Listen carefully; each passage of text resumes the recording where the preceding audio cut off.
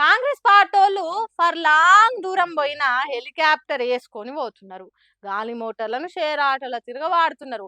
కష్టపడి పని చేసుడు బంద్ పెట్టి లగ్జరీకి అలవాటు పడ్డారని సర్కారు మీద దుమ్మెత్తి వస్తున్నాయి కదా ప్రతిపక్షాలు. అది మంచి కోమటిరెడ్డి వెంకటరెడ్డి సార్కు నచ్చుతలేదో, లేకుంటే సార్ స్టైల్ మార్చిండో తెలియదు కానీ పచ్చటి పొలాల నడుమ ఎట్లా తిరుగుతున్నాడో చూడండి.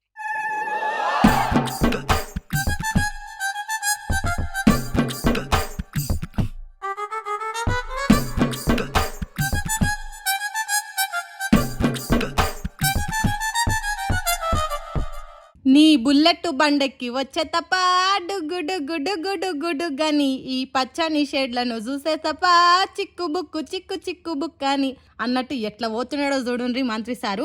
డుగుడుగుడు గాని మోత మోగుతా అంటే వెనక మరలా సినిమాల తిరగ దుమ్ములు వేస్తుంటే ఏరే లెవెల్లో వస్తున్నాడు మంత్రి సారు. నల్గొండ మండలం అప్పాజిపేట అనే ఊర్లే బ్రాహ్మణ వెల్లంల నుంచి వచ్చే కాల్వ నీళ్లను కరీక చూసిండు సారు. రోడ్లు భవనాలు సినిమాటోగ్రఫీ శాఖకు మంత్రియే గాని నీళ్ల మంత్రి తిరగ కాల్వల పొంటి ఎందుకు తిరుగుతున్నాడంటే సార్ నల్గొండ నియోజకవర్గాన్ని సస్యశ్యామలం చేసేటానికి కంకణం కట్టుకున్నాడట.